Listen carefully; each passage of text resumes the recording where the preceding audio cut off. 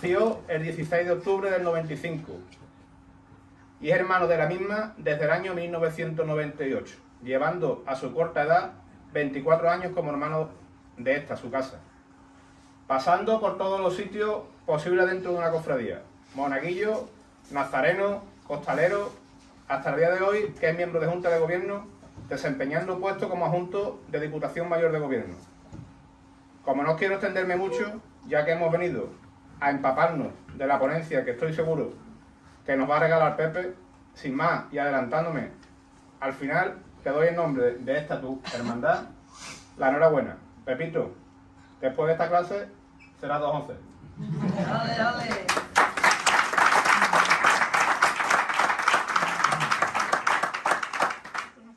Bueno, Eduardo, muchísimas gracias por estas afectuosas palabras, que por un lado digo que no merezco. Quiero darle las gracias desde este pequeño atril a mi Hermandad de la Viga, donde siempre me he sentido como en casa, y decir que para mí es un orgullo poder arrojar un poquillo de luz a esta, la que es su historia, la que es mi historia como cofrade. Y sin más dilación, espero no aburriros mucho con esta ponencia y que por lo menos podamos aprender un poquillo de lo que ha sido la devoción al San Salvador desde tiempos inmemoriales. Como dice el nombre, ponencia de la historia del Santísimo Cristo de la Viga. Y me refiero al Santísimo Cristo de la Viga, y no me refiero al Santísimo Cristo de la Viga y a la Virgen del Socorro, porque si bien se fecharon sus hechuras en tiempos parecidos, sus caminos corrieron completamente diferentes. A la vista está de que uno sale por un lado y otro sale por otro. Fijaros qué bonito que al final de esta ponencia nos vamos a dar cuenta cómo los dos se reúnen y cómo los dos han desempeñado prácticamente la misma labor en las ciudades de la frontera. Si os parece, empezamos un poquito por el Cristo. Vamos a fijarnos un momentito en su nombre. Santísimo Cristo de la Viga. Por ejemplo, aquí me ha comentado un asistente que viene de la ciudad de Dos Hermanas y seguramente le resultará un poco extraño este nombre de la Viga. Pues mirad, el Cristo de la Viga se llama así porque el Cristo residía en sus primeros momentos en una viga de imaginería. Las vigas de imaginería eran un elemento decorativo que estaban presentes prácticamente en todas las iglesias durante la liturgia medieval. Es decir, esto era un elemento decorativo muy popular allá por el siglo XIV y sobre todo en el siglo XV. Este elemento además funcionó para las personas que llegaban a las iglesias como un límite entre lo sacro y lo popular. Es decir, tenemos que tener en cuenta que la población que se dirigía a la iglesia, pongámonos en el siglo XV, era una población eminentemente analfabeta. Entonces se ponía a escuchar la liturgia y no entendía la liturgia. ¿Por qué? Porque el sacerdote daba la liturgia en latín. Y este pueblo conocía el castellano, pero de una manera básica. Por lo tanto, cuando asistía a la liturgia, muchas veces no tenía la posibilidad de escuchar la palabra de Dios. Entonces, la conexión espiritual, ¿de dónde venía? No venía de la palabra, venía de la imagen que tenía delante. Y si tenemos en cuenta que estas vigas de imaginería se colocaban en los presbiterios de las iglesias, pues el pueblo cuando se sentaba y cuando escuchaba la ceremonia del sacerdote, que por otro lado era de espaldas al pueblo, la única conexión que tenía era con ese Cristo que estaba encima de la viga de imaginería. Ese Cristo, además, que aprovecho para decir que iba acompañado de un calvario, generalmente una imagen de la Santa Virgen y una imagen de San Juan. ¿Qué es lo que pasa con esto? El pueblo, cuando se apostaba ante la liturgia, pues lo único que entendía era el sufrimiento que veía en aquel crucificado que estaba encima de la viga. Entonces esto servía como una vinculación espiritual, servía como establecer un límite entre lo sacro y lo popular. Y como ya sabemos, en Andalucía nos tira muchas veces más lo popular que lo sacro. No nos vamos a encontrar solamente un Cristo de la Viga en las ciudades de la frontera. Nos vamos a encontrar Cristo en vigas de imaginería en muchísimos sitios de la corona castellana. Ahora mismo me fijo, por ejemplo, en la ciudad de Sevilla. Y como en la catedral podemos encontrar el Cristo del Millón. Un Cristo del Millón que evidentemente también funcionó como esa conexión espiritual. Y entonces, acerca de este Cristo del Millón, se decía, por ejemplo, lo siguiente: mueve a la devoción y a la reverencia particular, y así es frecuentada su estación y se hace oración ante ella de pie. Una importancia devocional debido a que, al sinnúmero de gracias espirituales e indulgencias que concedidas atesora para la piedad y sus devotos. Es decir, nos estamos dando cuenta que las personas que se apostaban entre los muros de una iglesia solían tener una conexión espiritual bastante fuerte con estas imágenes que residían en esas vigas de imaginería. Hemos comentado este ejemplo sevillano, pero nos podemos venir un poco más cerca. Nos podemos ir a la ciudad de Lebrija, donde tenemos, por ejemplo, otro Cristo de la Viga. Otro Cristo que está apostado en una viga de imaginería y que cumpliría con la misma función. O si nos venimos un poquito más hacia el Alfoz jerezano, nos encontramos con el Cristo de la Viga de San Marcos, recientemente restaurado.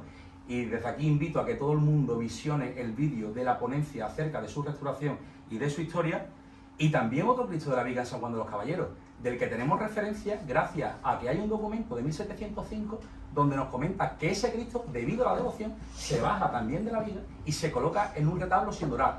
No obstante, debido a los años que van pasando, no somos capaces de encontrar donde poder encontrar esta imagen.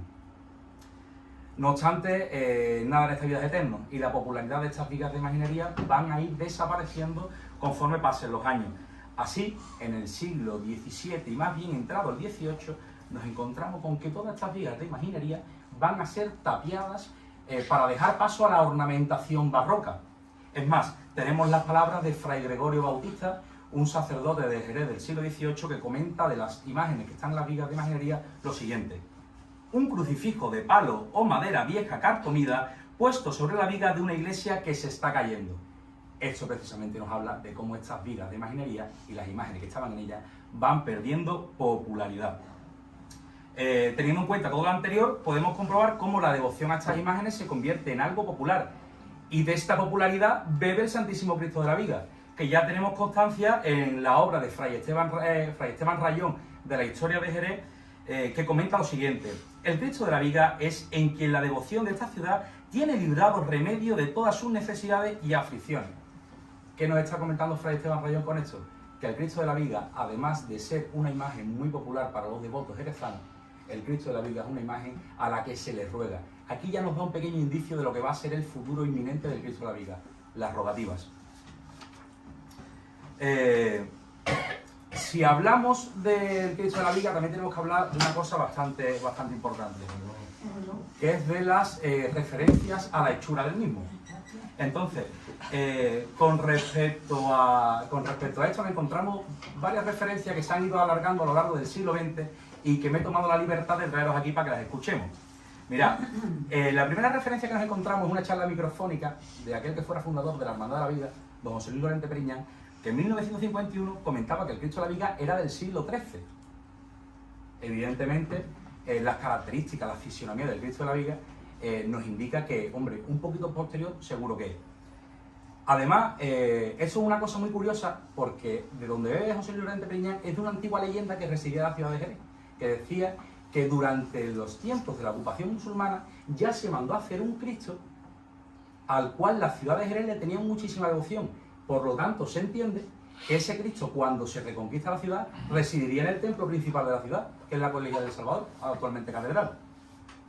Por lo tanto, tenemos que decir que es una leyenda bastante bonita, pero que desde estas palabras tenemos que descartarla.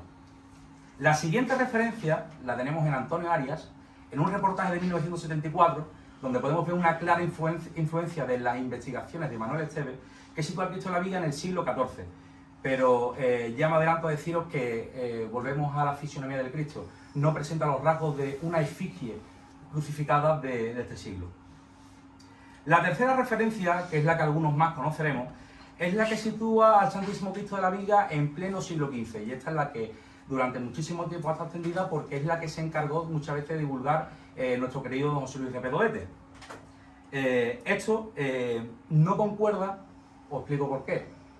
El Cristo de la Viga, después de recientes investigaciones, pues lo tenemos que situar en un gótico tardío. Y ese gótico tardío llegaría a finales del siglo XV, principios del XVI. Por lo tanto, fechar al Cristo de la Viga en el siglo XV se nos haría un poquillo difícil. Entonces llegamos a, por así decirlo, la pieza fundamental para comprender lo que es el Cristo de la Viga y comprender su origen, que es el siglo XVI. En torno al siglo XVI encontramos ya varios autores que se aventuran a intentar fecharlo. La primera es Esperanza de los Ríos, que sitúa al Cristo de la Viga en el círculo de Pedro Millán. Sitúa al Cristo de la Viga en el círculo de Pedro Millán. ¿En qué fecha? Pues teniendo en cuenta que Pedro Millán es un escultor gótico sevillano que se afinca en la ciudad a finales del siglo XV, principios del XVI, pues el Cristo de la Viga tendría que haber estado realizado por lo menos por esta fecha. Siguiendo encontramos otra teoría, la de Virginia Díaz Chamorro, que es mucho más atrevida, porque indica que el Cristo de la Viga pertenece al propio Millán.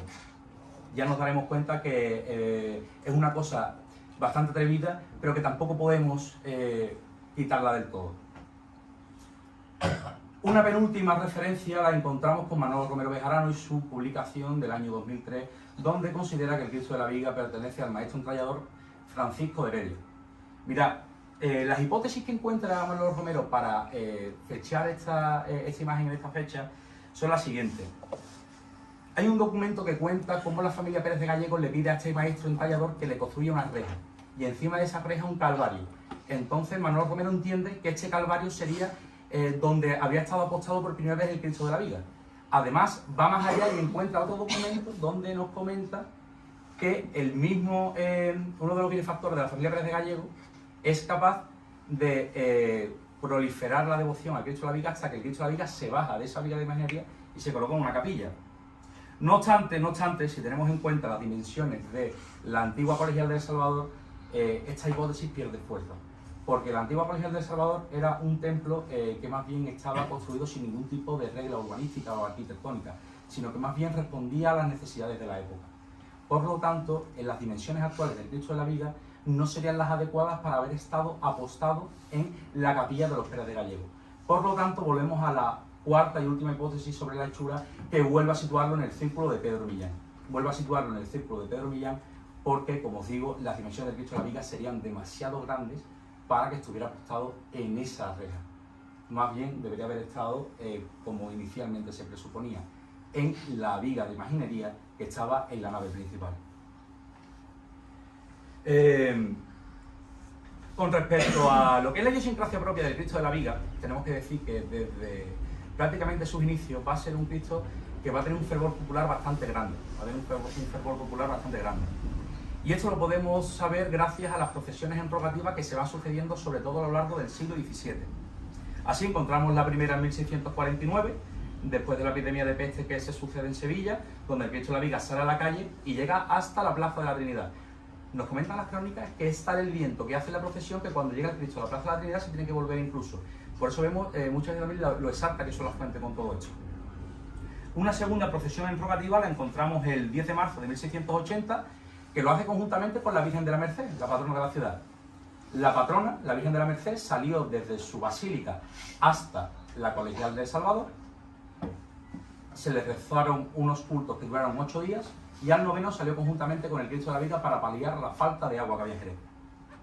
El 3 de julio de 1681, a causa de la peste sufrida en el puerto de Santa María, también vuelve a salir el Cristo de la Viga a las calles, cosa que es bastante significativa, puesto que esa peste no llega a Jerez, sino que simplemente es como una rogativa también perteneciente al pueblo del puerto de Santa María. También tenemos que referirnos al 12 de abril de 1683, donde procesiona hasta la plaza de San Dionisio, también por la escasez de agua.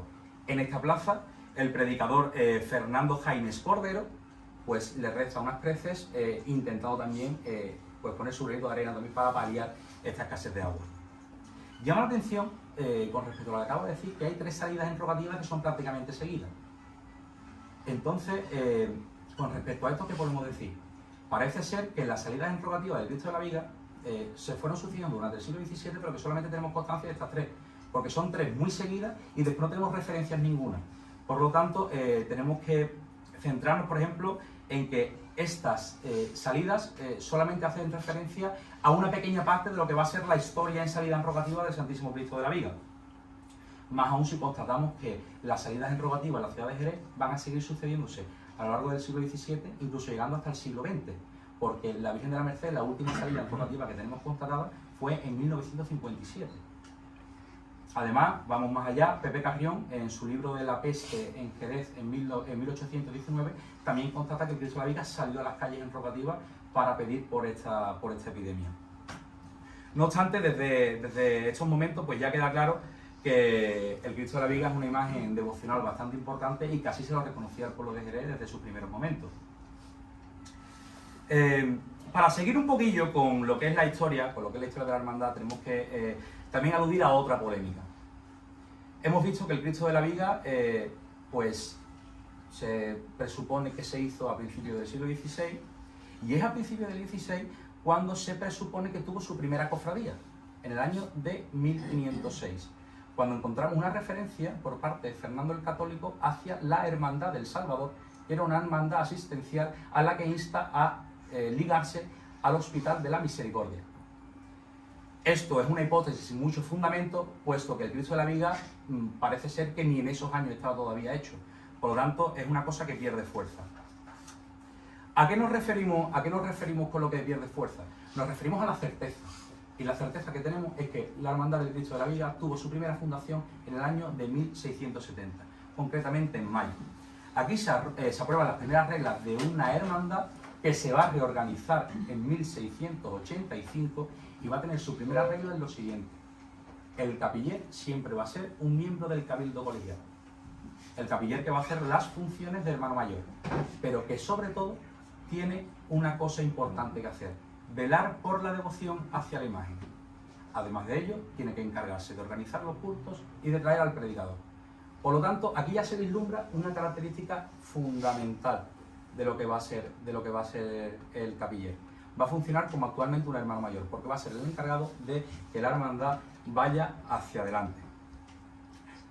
Además, tenemos que tener en cuenta que con esta característica el Cristo de la Viga no va a tener una hermandad penitencial, sino que su hermandad va a ser más bien devocional. ¿A qué me refiero con esto? El Cristo de la Viga jamás va a salir a la calle. De manera penitencial me refiero, en rogativa ya hemos dicho que sí. Y además de esto, gracias a la investigación del padre Repeto, sabemos que diferentes personalidades fueron involucrándose con la hermandad. En primer lugar tenemos a David Valdespino, que fue durante muchísimos años el capiller de la hermandad, pero también tenemos a otros símbolos ilustres de la sociedad jerezana del momento, como Luis de Arístegui, que era el conde de Mirasol, el mismo Giacomo Bácaro, que era un escultor genovés afincado a la ciudad de Jerez y que trabajó a sueldo para la Santa Colegial, y Juan de Pina, que fue un arquitecto de la misma colegial. También sabemos, gracias a Repeto, que el Cristo no va a estar olvidado en la colegial, sino que siempre va a tener una lámpara de aceite encendida, e incluso para sus cultos, que se celebraban el 6 de agosto, fiesta de la Transfiguración, va a tener siempre 6 ciriales puestos. ¿Eso por qué? Porque los cultos tienen que celebrarse con luz, con la luz de la fe, y esto habla de la devoción tan importante que va adquiriendo el Cristo de la Viga durante estos años. Además, la función principal va a ser tan solemne que se va a acompañar de la capilla musical, que esto era un hito bastante recurrente en la época, porque no todas las cofradías podían acceder a una cosa de este tipo. De todo esto hablamos durante su estancia en la colegial, que se da entre 1670, como hemos dicho, hasta la segunda mitad del siglo XVIII, cuando se está construyendo la nueva iglesia, porque recordemos, hacemos un inciso, la antigua colegial estaba adosada a la antigua torre campanario y va a ser el germen de lo que actualmente tenemos como la Santa Iglesia Catedral, porque esa Santa Iglesia Colegial se pierde y va a ser la catedral la que va a heredar todo el esplendor de aquella colegial. Entonces, entre 1670, que se funda la hermandad, y 1778, que la colegial se termina de construir, el Cristo va a residir en una pequeña capilla adosada a la torre.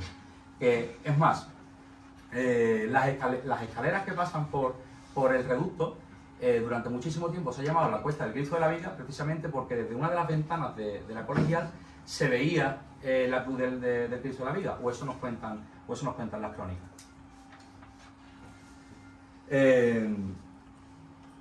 Desde el siglo XVIII hasta finales del XIX, pues tenemos que comentar una cosa bastante importante desde el punto de vista de la Semana Santa jerezana. Y es que en 1771 se suprimen todas las cofradías de Jerez.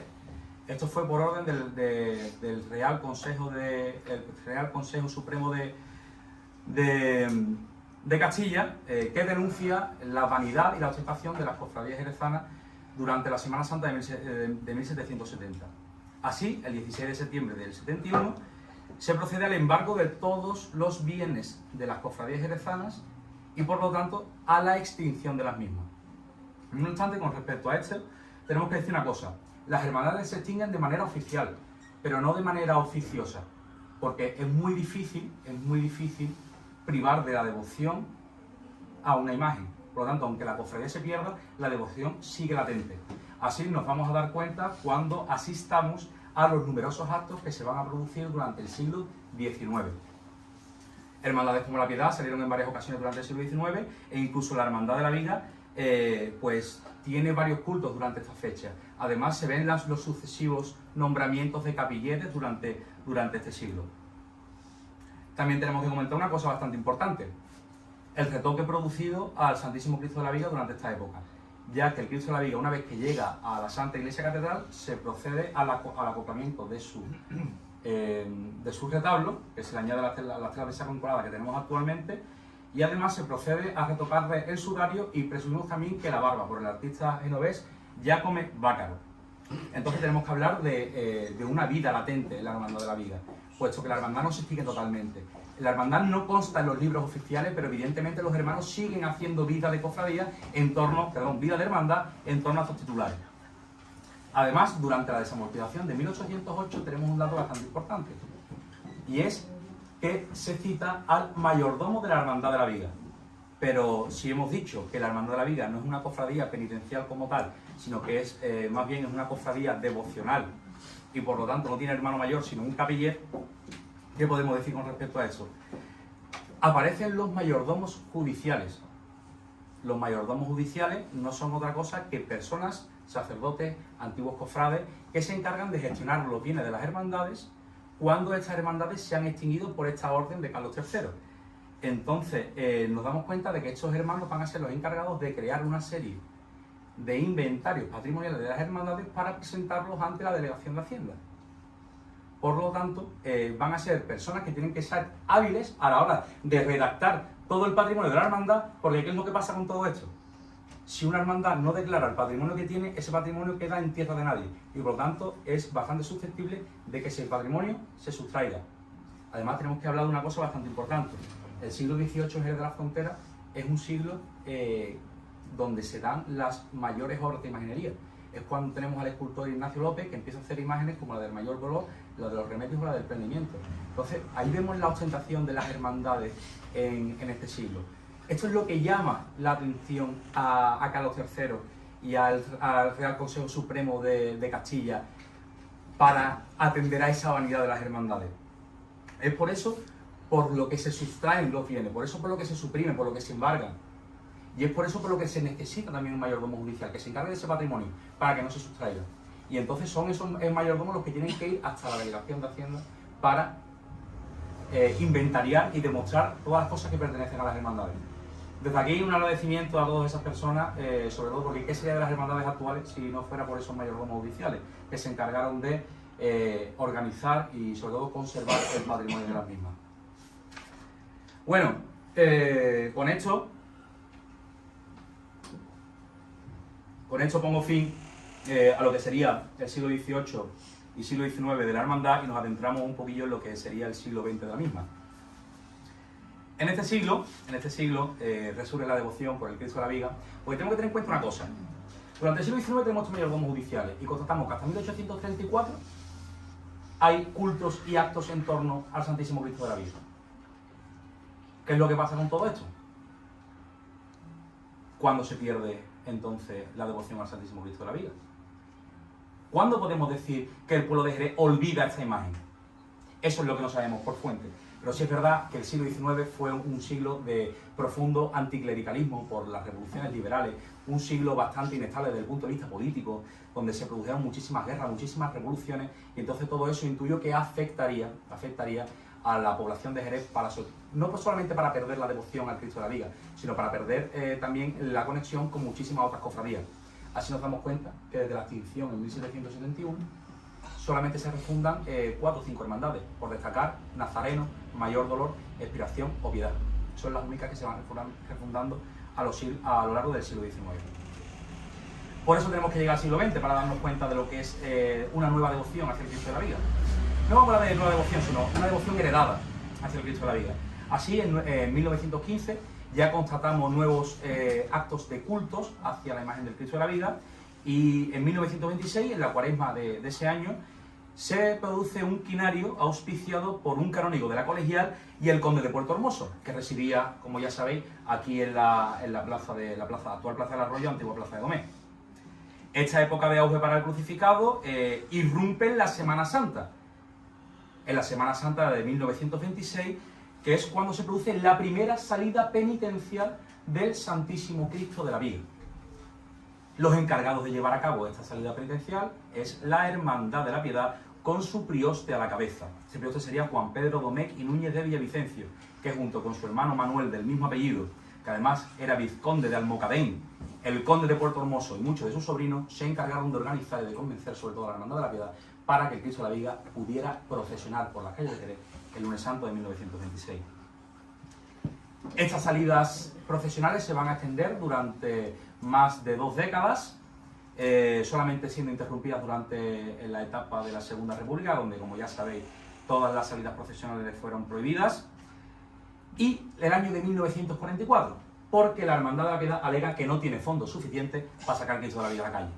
Quizá fue este dato, quizá fue este hecho el que provocó que muchísimos cofrades que ya estaban acostumbrados a ver al Cristo de la Viga en la calle tomaran la iniciativa y crearan la nueva hermandad, que se va a fundar en 1946. Esta nueva entidad pues estaría fundada también para rendirle culto al Cristo de la Viga, pero ahora tenemos un dato nuevo, ahora tenemos un hecho nuevo, y es que sí se contempla la salida procesional en la tarde del lunes santo. Así, en la tarde del lunes santo de 1947 se produce la primera salida procesional. De esa junta que se creó en 1946 podemos destacar a don Manuel de Soto y Domecq, a don José Luis Lorente Periña, que funcionaba como teniente hermano mayor, y también a otras personalidades como Francisco Carrasco. Y al principio tenemos que decir que se comprendía que era como una cofradía con un carácter un tanto peculiar, porque se podía entender desde el punto de vista gremial, es decir, estaba dedicada a un sector en concreto de la población, y este sector no era otro que el sector de la banca. Así, la hermandad, desde sus inicios, se dedica a hacer hermanos mayores honorarios a diferentes personalidades, como el subdelegado de Hacienda, como los directores de los bancos de la población, incluido el primer mandatario del Banco de España, el presidente del Cabildo Colegial o también el director del Diario Ayer. Todas estas personas van a funcionar como hermanos mayores honorarios. ¿Buscando qué? Buscando seguramente la aceptación en el pueblo jerezano y darle una popularidad a una hermandad que de momento es neófita. ¿Esto qué va a significar? Esto va a significar que la procesión, los años que van a ir desde la fundación hasta bien entrada la década de los 70, van a ir presididas por todas estas personalidades. Como bien sabemos, gracias a la hemeroteca que nos proporciona el Diario de Jerez y gracias a las crónicas del lunes santo, donde cada crónica situaba a estos hermanos mayores honorarios presidiendo delante justo del Santísimo Cristo de la Viga. La salida procesional, además, al principio se realizaba por la puerta de visitación, pues siguiendo esa calle hasta el final, y además el ayuntamiento acudía al acto de manera oficiosa, de manera oficial, bajo maza. Un dato bastante recurrente con respecto a este es que el primer alcalde que fue hermano mayor honorario de la ciudad fue Miguel Primo de Rivera y Sáenz de Heredia, y el último fue Manuel Cantos Ropero. Entonces establecimos que desde 1947, que sale por primera vez, hasta 1975, el ayuntamiento va a estar siempre representado bajo mazas delante de la cofradía del Santísimo Cristo de la Viga. Además, esta vinculación con el ayuntamiento va a tener una serie de rasgos colaterales, y es que en muchísimas ocasiones, prácticamente la mayoría, la banda de música municipal de la ciudad va a acudir de manera gratuita a tocarle al Santísimo Cristo de la Viga. No obstante, conservamos documentos en la hermandad donde en algunas ocasiones la banda de música no podía porque se había comprometido previamente con otras hermandades. Y en ese caso se llamaba a la banda del Regimiento de Artillería 74. Bueno, con respecto a la evolución en estos primeros años de la hermandad, bueno, pues comentar que la primera salida procesional tuvo unos 30 hermanos en fila, aunque si atendemos a esta hemeroteca del Diario de Jerez y atendemos a las crónicas del lunes santo, nos damos cuenta de que siempre se va a hablar de una larga fila de nazarenos antecediendo al Cristo de la Viga. Suponemos que después de contemplar estos números, pues estos números se están engordando debido también a la popularidad de que el Cristo de la Viga tenía en la Semana Santa jerezana, debido a que ya se conocía esta historia tan fervorosa de la que gozaba el crucificado. Además, consideramos también una entrevista realizada a Francisco Cañete, un hermano mayor que allá por los años 60 comentaba de la hermandad que la evolución era notable, porque desde esos primeros 30 nazarenos y aproximadamente unos 90 hermanos que tenía al principio, pues en 1960 nos plantamos ya con 200 hermanos en nómina y 60 hermanos en la calle saliendo. Una evolución que se va a seguir alargando durante muchísimo tiempo. Esta evolución además va a permitir que la hermandad se vaya autofinanciando y pueda empezar a acceder a incrementar su patrimonio. Este patrimonio va a ir desde la cruz de guía, también hecha en bocapi, igual que la cruz, hasta las cantoneras de la cruz y los portachones. Todo esto pues auspiciado precisamente por esta financiación que tiene la hermandad gracias a sus hermanos y gracias a otro elemento que va a ser importantísimo durante la historia de la hermandad, o por lo menos durante la historia de la hermandad entre los años 40 y los años 70. Las donaciones. Al ser una hermandad de la colegial y al ser una hermandad que integraba a tantas personalidades, al ser una hermandad de la colegial que siempre se vinculaba con personalidades pudientes de lo que es la sociedad jerezana, pues era una hermandad que recibía cuantiosos donativos. Esos cuantiosos donativos iban desde dinero metálico hasta la donación de las flores para el paso e incluso de la donación para la cera de los candelabros de hojalata que lleva, de los faroles de hojalata, perdón, que llevaba el Cristo. ¿Cuándo empiezan a cesar estos donativos? Estos donativos empiezan a cesar cuando muere don Manuel de Sotodomé, el primer hermano mayor. Don Manuel de Sotodomé, que además ostentaba el cargo de conde de Puerto Hermoso, por lo tanto era una persona bastante pudiente y el cual regía también la bodega Domecq, que lleva precisamente el nombre de su apellido. Por lo tanto era una persona que era una personalidad bastante pudiente dentro de lo que era la economía jerezana. Por lo tanto, funcionó al principio como mecenas de la hermandad. Una vez que fallece, este título parece que lo va a heredar su mujer, doña Guadalupe Díez Serna, pero estos donativos, lo constatamos en los diferentes archivos de la hermandad, van a ir decreciendo conforme vaya pasando el tiempo. Así la hermandad se va a tener que conformar, por así decirlo, con su propia autofinanciación, es decir, con la capacidad que tenga de hacer nuevos hermanos para así poder seguir incrementando su patrimonio y poder seguir luciendo en la calle como merece el Lunes Santo. Por lo tanto, nos encontramos que en 1952 tenemos 210 hermanos, en 1961 217 hermanos, ya saltamos hasta la década de los 80, donde entre el 83 y el 87 se incrementa este número en unos 35 hermanos, hasta 1975, donde los registros de la hermandad nos indican que había 295 hermanos en nómina. Además tenemos que decir que no solamente se incrementa el número de hermanos, sino el número de nazarenos en la calle. Así lo podemos ver gracias a que en 1975 tenemos el recibo de las 25 túnicas nuevas que se hicieron para que los hermanos pudieran salir en la cofradía. Por un hecho importante, porque a partir de 1975 será cuando salga a la calle Nuestra Señora del Socorro. Con permiso.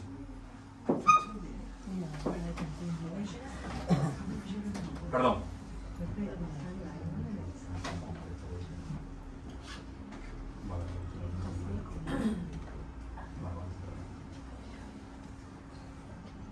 La Virgen del Socorro, como ya hemos comentado antes, pues parece ser que nace en unos tiempos coetáneos a los de Cristo de la Viga, porque es una imagen también bastante antigua de la Semana Santa jerezana.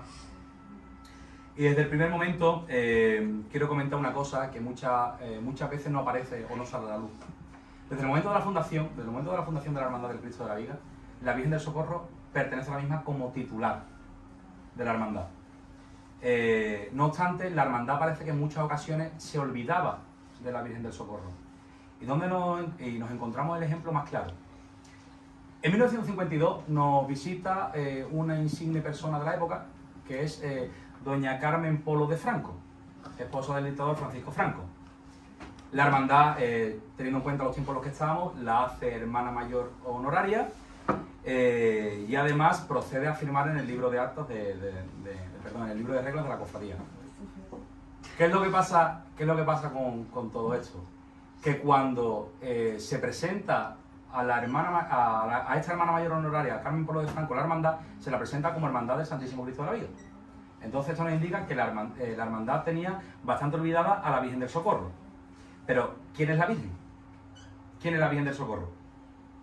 Para ello vamos a irnos un poquillo atrás en el tiempo y vamos a comentar así en líneas generales de dónde reside la importancia de esta imagen mariana. Mira, en el siglo XVI la Virgen del Socorro residía en la capilla de San Ildefonso, una capilla que actualmente pertenece al complejo de Bodega Domé, está muy cerquita de lo que es la zona de San Blas, de la zona de San Mateo. Y esta capilla era propiedad de la familia Dávila Singüenza. Al parecer, al principio, esta Virgen tenía la vocación de encarnación. Y es esta familia quien a principios del siglo XVII, a mediados del siglo XVI, la dona a la ermita de Guía, que estaba regentada en este momento por los padres agustinos. Esta imagen de bulto, es decir, esta imagen mariana, esta escultura, se coloca muy cerca de una tabla pintada que era muy famosa en ese momento, que era de la tabla de la Virgen de Guía, que actualmente podemos comprobar o la podemos ver en el tesoro de la Santa Iglesia Catedral. Esta tabla tenía muchísima devoción por una leyenda que hablaba de su hechura, mediante la cual se nos indicaba que esta imagen fue realizada por 2 ángeles. Entonces el pueblo de la ciudad desde el primer momento reconoce esta tabla como una tabla milagrosa, y entonces la devoción hacia esta pintura es enorme. No obstante, esta pintura tenía un impedimento bastante grande, por así decirlo, y es que no se podía sacar en procesión. Por lo tanto, si quisieran sacar en procesión algún tipo de imagen de la ermita de Guía, no podían sacar el cuadro, tenían que sacar la imagen que había regalado la familia Dávila Singüenza, es decir, esta imagen de la Encarnación. Rápidamente, como las procesiones organizadas estaban hechas en torno a la Virgen de Guía, rápidamente el pueblo asocia esta imagen con la Virgen de Guía. Por lo tanto, la devoción hacia esta imagen se trasvasa desde la tabla hacia la imagen. Y así nos encontramos que el fervor popular hacia esta imagen es bastante considerable. Esta imagen reside en esta capilla hasta 1623, que los padres agustinos se mudan a su nueva casa, que va a ser el convento de San Agustín, donde antiguamente estaba situado el Hospital del Pilar, y para las personas que no conozcan esta historia, pues es muy cerca del Alcázar actual. Actualmente conservamos que es un centro de negocios del ayuntamiento, el edificio del antiguo convento de San Agustín. Bueno, pues aquí reside esta imagen, y esta imagen desde aquí va también a procesionar de manera constante en rogativas. ¿Por qué procesiona esta imagen en rogativas? Pues porque se presenta como una imagen bastante milagrosa. Así podemos constatar los numerosos milagros que tiene la Virgen bajo su manto. El más famoso y primero es el de 1580, que es el que está relacionado con la muerte de un toro. Así nos cuenta la crónica, nos cuenta Zacarías Novoa en su obra, que a su vez está sacada de Mesa Jinete, que la Virgen discurría por la plaza de la Hierba durante una procesión en rogativas, pero por la tarde en la ciudad de Jerez había de jugarse a toros, es decir, había una corrida de toros que se celebraban en la Plaza Arenal. Uno de ellos, el más bravo, parece ser que se escapa y llega hasta el discurrir de la procesión. Las personas allí dispuestas entran dentro del caos, porque eso supone un temor bastante grande, y por lo tanto se acogen a la imagen que tenían más cerca. Madre mía, por favor, socórrenos. Eso es lo que se pronuncia. Cuenta Zacarías Novoa en esas crónicas que fue el pueblo a acogerse a la Virgen del Socorro y la Virgen torció el gesto y el toro cayó rendido. Incluso van más allá, porque dicen que la arruga en el cuello que había producido esa torsión parecía como si de carne se tratara. Por lo tanto, al ver este hecho, el pueblo de Jerez toma a la Virgen como socorro de la ciudad. Y es en ese momento cuando empieza a proliferar la nueva vocación de esta Virgen, la Virgen del Socorro. Además, tenemos constatados diferentes milagros, como el de 1605, donde se produce una sequía general en toda Andalucía, y es la Virgen del Socorro la que sale a las calles, de forma que cuando están por la mitad del recorrido, llovía tanto que no podía ni andar el paso. También en 1606 tenemos un milagro acerca de un niño que revive milagrosamente después de que su madre se acogiera a la Virgen del Socorro y le rogara a la Virgen del Socorro por la vida de su hijo. En 1607 la Virgen se baja de su altar para realizarle una novena por otra sequía general, y es culminar esta serie de actos y comienza a llover. En 1610 tenemos una nueva rogativa saldada con el final de una sequía, que incluso lleva al Cabildo Municipal a proponer una donación de 100.000 ducados para la construcción de una capilla de la Virgen. Para que nos entendamos, 100.000 ducados era una cuantía muy grande en esa época. Estamos hablando de muchísimo dinero. Pues el Cabildo Municipal, debido a esto, se lo propone. Además, también el Cabildo hace oficial la fiesta perpetua en honor a la Virgen del Socorro el 25 de marzo, Día de la Encarnación, y va a ser a partir de ese momento cuando el pueblo de Jerez conozca a la Virgen del Socorro como compatrona de la ciudad. Es decir, comparte el patronazgo con otras tantas imágenes que han servido como rogativa de la ciudad, que han servido como defensora de la ciudad y que han sido las que han ayudado a que esas calamidades se paliaran. Tenemos incluso correspondencia del rey Felipe III que se refiere a la Virgen del Socorro y la define como la abogada de las causas de Jerez, porque llega hasta él las informaciones que hablan de una imagen que sale en rogativas y que ha producido el milagro de la sequía, del fin de la sequía general. Es el mismo rey Felipe III el que le concede otra limosna de 500 ducados a la Virgen. Y con esto terminarían toda esa serie de milagros constatados por las crónicas, exceptuando uno que sucede en 1648, donde se cuenta que una niña de 18 meses de edad se cae en un pozo. La madre, asustada, le ruega a la Virgen del Socorro por la vida de su hija, y la niña milagrosamente se queda nadando en la superficie de manera que se la puede rescatar sin daño alguno.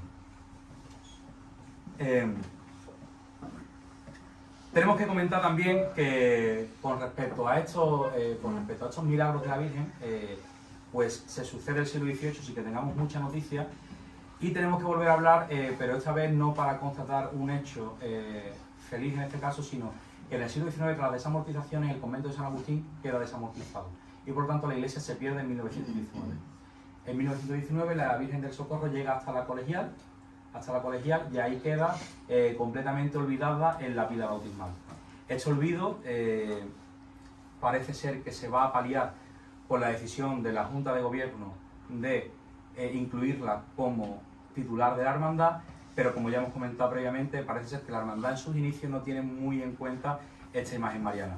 No es hasta 1958 cuando la camarera de la imagen de Santa Rita, que residía en la catedral, Felisa Ferrazano, pues a petición de Pepe el Sacristán, se encarga de lo que va a ser pues cuidar la imagen de la Virgen del Socorro. Felisa lo primero que va a hacer es donarle el traje de boda de su hija Josefa Meseguer y también convencer a sus hijos de que trabajen para la decentación de esta imagen. Los hijos de Felisa pintan la corona con purpurina y además proceden también a librarla de las manos de un elemento bastante corrosivo que tenía, porque parece ser que tenía la Virgen en sus manos un hierro en esos momentos. A pesar de todo, el interés de la hermandad sigue puesto en el Cristo, puesto que los diferentes años que se suceden siguen teniendo como protagonistas diferentes enseres que se van adquiriendo para la procesión que se realiza con el Cristo. Y no será hasta finales de los 60 cuando un grupo de hermanos encabezados por Bernardo Linares, Jacobo Olmo y Juan Mateo van a ser los que se van a encargar de extender la intención de sacar esta Virgen a la calle el lunes santo. Bernardo Linares de la Bárcena, conocido cofrade de esta cofradía, va a ser el que se va a encargar de buscar las referencias necesarias para demostrar la importancia que tiene la Virgen del Socorro, importancia que acabamos de comentar, porque tenemos que tener en cuenta que la Virgen queda olvidada y por lo tanto esta importancia o esta serie de hitos o de hechos fundamentales de su historia no se conocían en ese momento. Por lo tanto, habla con un conocido cofrade de Jerez, con José Alfonso Raimundo López Lete, en paz descanse, que le proporciona dos libros, un libro de Mesa Jinete y otro de Zacarías Novoa. Esos libros son los que van a hablar de todos estos milagros de la Virgen. Entonces Bernardo Linares, cuando constata todos estos milagros, escribe un librito y se lo da a la hermandad, que es la que se encarga de predicar con la historia de la Virgen del Socorro. Es aquí cuando va a empezar una verdadera importancia de la Virgen del Socorro en la Cofradía de la Viga. Así, en 1971, son estos cofrades los que instan al Cabildo Colegial y a la propia Hermandad de la Viga que los cultos del Cristo se hagan conjuntamente con la Virgen. Y además va a empezar todo ese proceso de adquisición de los enseres que la Virgen va a disfrutar. Así se le hace de modo presto una saya azul y un manto granate. Se le encarga a Manuel Seco Velasco, conocidísimo orfebre y bastante famoso en la ciudad de Sevilla, unos varales, una peana y una corona. Y además se le encarga a Pinto Berraquero unas manos que van a funcionar como las manos de la Virgen. Porque un dato bastante curioso, las manos que tiene la Virgen antes de estas de Pinto Berraquero eran unas manos de cartón piedra, que estos tres cofrades se encargaron de adquirir en la tienda La Única, que era una tienda que se encontraba en la calle San Miguel y que se encargaba de reparar muñecas. Para que nos entendamos los diferentes elementos tan precarios con los que montaba la Virgen al principio. Así, en 1972 se bendice la corona y además se procede a confeccionar un manto nuevo que va a ser donado por la esposa de un antiguo hermano mayor de la hermandad, y se le va a colocar una saya que tenía colocada Santa Rita. Después de pedirle el permiso al Cabildo Colegial, se concede y se procede a adaptar esa saya a la Virgen del Socorro. Todo para que estuviera decentada para la ceremonia de bendición de su nueva corona. Además también se adquiere una toca sobrepuesta de oro, costeada también por la esposa de este hermano mayor. Y se procede y se empieza el organigrama, por así decirlo, de una salida procesional. Así se adquiere el paso del Santo Entierro de Rota, se forma la comisión pro palio y desde aquí quiero agradecer a todas esas personas que se encargaron en aquellos años de 1972 de darle su importancia a la Virgen y de encargarse de que pudiera salir a la calle lo más dignamente posible. Y con vuestro permiso, pues procedo a comentar los nombres: Juan Sánchez Martín, Rafael Varia González, Antonio López Cepero Mendoza, Juan Román Fernández, Francisco Saborido, Manuel Nuño, Juan Luis Vázquez y Juan Manuel Moreno. Desde este atril y estas torpes palabras que sirvan para agradecer a todas estas personas por la labor incansable que hicieron con la Virgen, que nos permitieron poder disfrutar de nuestro palio el lunes santo en la calle.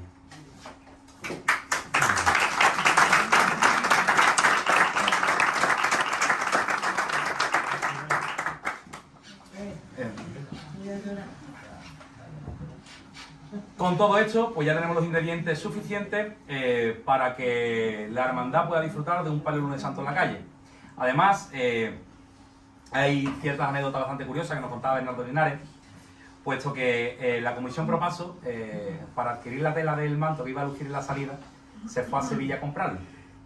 Me imagino a esta comisión viajando a Sevilla, comprando la tela en los primeros 15 minutos, y después imaginarse, sus tiempos mozos, todas estas personas cómo disfrutaron de la capital andaluza. Además también, esta era una idea que la tenían diferentes hermanos, pero que todavía no terminaba de formalizarse. Y cuenta, aquí me remito a la historia oral contada por Bernardo Linares de la Bárcena, que se trasladó el paso que se guardaba en la calle Barranco hasta el garaje de Francisco Cañete en la calle Manuel María González, el garaje que estaba adosado a su vivienda. Allí, por la noche, se montó todo: palio, varales, candelería, peana, faldones, respiraderos, absolutamente todo. Cuando estaba todo montado en su garaje, se procedió a llamar a Francisco Cañete, que en ese momento era el hermano mayor. Y cuando lo vio, dijo: este año se sale. Y además dijo: yo me encargo de convencer a quien tengamos que convencer, al Cabildo Colegial o a la misma Junta de Gobierno, pero este año salimos. Y así, en 1975, se produce la primera salida procesional de la Virgen del Socorro, presidida en este caso por el alcalde Manuel Cantos Ropero, que además, como he comentado antes, sería la última salida procesional donde habría un alcalde delante de nuestro misterio hasta los años más venideros. Además, el capataz en este caso sería Pepe Domínguez, que cobraría 65.000 pesetas por sacar el paso. Y permitidme que en este apartado haga un pequeño apéndice para referirme a los capataces que ha tenido la cofradía a lo largo de su historia, puesto que esta hermandad, como parte de lo que es la dinámica jerezana de la costalería, pues también participaba de los capataces, por así decirlo, que pertenecían a una saga. Así, si el primero que se encargó de sacar el paso de palio fue Pepe Domínguez, el primer capataz de Cristo fue Juan García García Gorrión, que lo sacó desde 1947 hasta 1974. Casi nada. Además de esto, durante los años venideros, pues Lorenzo Oliva García se encargaría también de sacarlo, Pepe Domínguez y José García Orellana Sandrini, que lo sacarían los 4 años posteriores, porque ya en 1979 el Cristo de la Viga tendría su primera cuadrilla de hermanos. Si bien el Cristo de la Viga fue en 1979, tendríamos que esperar hasta 1981, cuando la Virgen del Socorro tendría su primera cuadrilla de hermanos, que en este caso también estaría comandada por Sandrini, el mismo que tenía la cuadrilla de Sagrado y que se encargó de sacar el Cristo previamente. Con esto terminamos lo que es la historia reciente, de la hermandad, y pido perdón por no continuar en lo que es el devenir histórico de esta cofradía, pero entiendo que toda la historia que viene desde estos años hasta acá es una historia mucho más reciente, y lo único que haría con ello sería aburrir a todos los presentes en este caso. No obstante, me quiero despedir con un último apunte, y es el referente a la recogida de nuestra hermandad. No sé, por ejemplo aquí el caballero que viene de fuera, no sé si conocerá la recogida de nuestra cofradía, que en este caso se produce entre bengalas. En este caso, las bengalas, referirnos a ellas como un elemento tradicional en la Semana Santa jerezana. Desde los años 20 hasta los años 60 se estuvieron produciendo recogidas de diferentes hermandades entre luces de bengala. Así podemos destacar la Coronación, la Piedad y el Cristo de la Viga, entre otras muchísimas. Estas bengalas, en un primer lugar, se encargaron de montarla la pirotecnia de Reus, y en los años venideros va a ser la pirotecnia Gassin la que se va a encargar de montar todo este montaje. Perdón, si valga la redundancia. Se va a encargar de este montaje. Comentar una cosa. Estas bengalas en un primer momento siempre estuvieron montadas por operarios de la bodega Domecq. Tenemos que recordar que el primer hermano mayor de la cofradía, don Manuel de Soto y Domecq, era uno de los dirigentes de la bodega Domecq. Por lo tanto, siempre contaba con los operarios de la bodega para montar todo el tejemaneje de tablillas y maderas que necesitaba las bengalas. Además de ello, que no se montaban solamente en el reducto actual, sino que se montaban alrededor de toda la fachada. Este hecho va a ser bastante recurrente, puesto que va a necesitar de la donación del ayuntamiento en muchos casos para el montaje de estas bengalas, puesto que sin esa donación del ayuntamiento la hermandad no podía costeárselo. Ya hemos visto los problemas financieros que va teniendo la hermandad y cómo tiene que solventarlos muchas veces con las donaciones. En este caso va a ser el ayuntamiento en numerosísimas ocasiones el que va a donar las bengalas para la recogida del Santísimo Cristo de la Viga.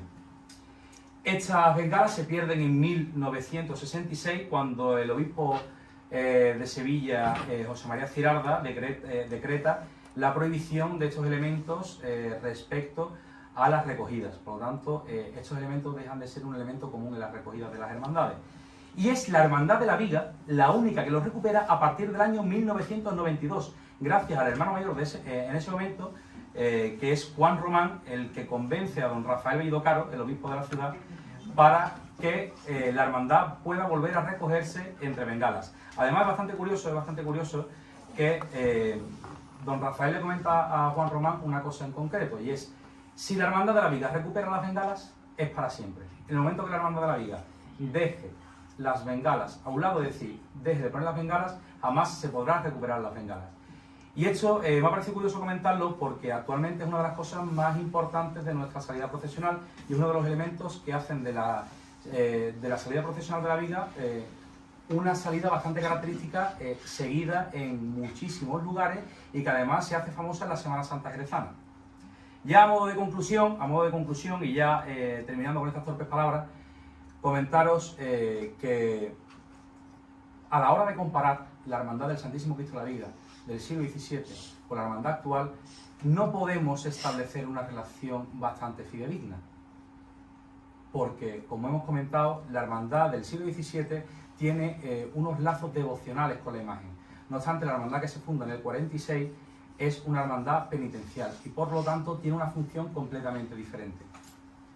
Además, comentar una cosa bastante curiosa de este momento, Y es que la Hermandad de la Viga, por mucho que haya personas que se refieran a ella como una hermandad en declive, porque estamos en el centro y demás, tenemos que decir que si atendemos a los números, es una hermandad que se encuentra en continua evolución.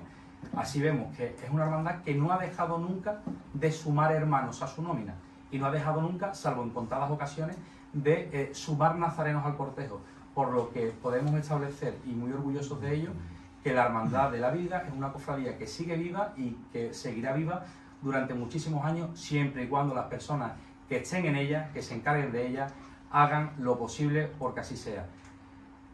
Señores, sin más dilación, termino con estas palabras. Simplemente agradeceros una vez más a mi Junta de Gobierno la confianza depuesta en mí y a las personas que han acudido, pues las gracias por su asistencia y pues con eso terminamos.